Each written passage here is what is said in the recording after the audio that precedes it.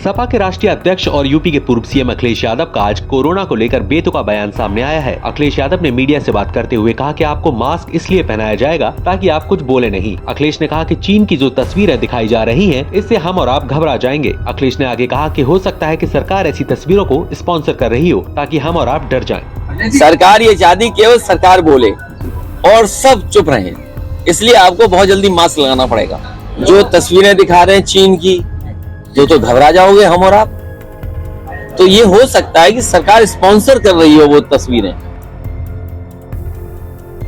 उत्तर प्रदेश सरकार ने मदरसों की छुट्टियों का कैलेंडर जारी कर दिया है। यूपी सरकार ने अवकाश में कोई फेरबदल नहीं किया है। जुमे यानी शुक्रवार के दिन ही साप्ताहिक अवकाश होगा। इससे पहले कहा जा रहा था कि सरकार मदरसों की छुट्टियों में बदलाव पर विचार कर रही है। साप्ताहिक अवकाश शुक्रवार की जगह रविवार को करने की बात सामने आ रही थी, लेकिन आज इन सभी कयासों पर विराम लग गया है।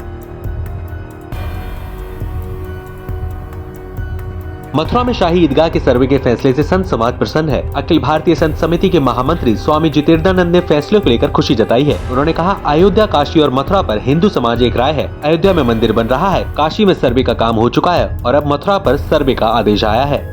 ईदगाह और श्री कृष्ण जन्मभूमि के सर्वे के माध्यम से कृष्ण जन्मभूमि के मुक्ति का मार्ग प्रशस्त हो रहा है। अखिल भारतीय संत समिति के मूल प्रस्ताव में श्री राम जन्मभूमि काशी ज्ञानवापी और श्री कृष्ण जन्मभूमि मथुरा के मुक्ति का एक सम्मिलित प्रस्ताव था और उसमें से श्री राम जन्मभूमि हमें प्राप्त हो गई।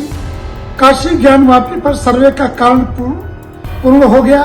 अब श्री कृष्ण जन्मभूमि मथुरा के सर्वे का कार्य भी पूर्ण होगा।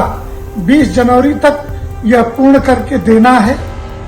अमीन को इस कार्य को कोर्ट कमिश्नर के द्वारा कराया जाएगा। हम हार्दिक प्रसन्नता व्यक्त करते हैं।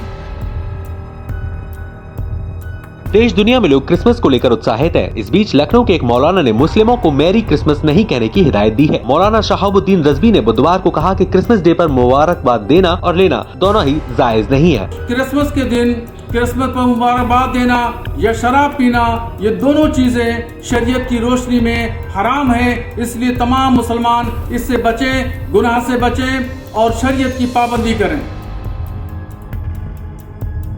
उत्तराखंड राज्य आंदोलन में अग्रणी भूमिका निभाने वाले नेता और पहाड़ के गांधी के नाम से जाने जाने वाले स्वर्गीय इंद्रमणि बडोनी को उनकी 98वीं पुण्यतिथि पर इंद्रमणि बडोनी विचार मंच के लोगों ने याद किया। इस दौरान मसूरी में राजनीतिक और सामाजिक संगठनों के लोगों ने इंद्रमणि बडोनी की मूर्ति पर पुष्पांजलि अर्पित कर इंद्रमणि बडोनी अमर रहे के नारे लगाए। वहीं उनके विचारों और संघर्ष को लोगों के सामने रखा। उत्तराखंड राज्य की एक तरह से जन्मदाता में से एक स्वर्गीय बडोनी जी रहे हैं, आंदोलनकारी रहे हैं और उनके नेतृत्व में ही पृथक उत्तराखंड राज्य की लड़ाई लड़ी गई है।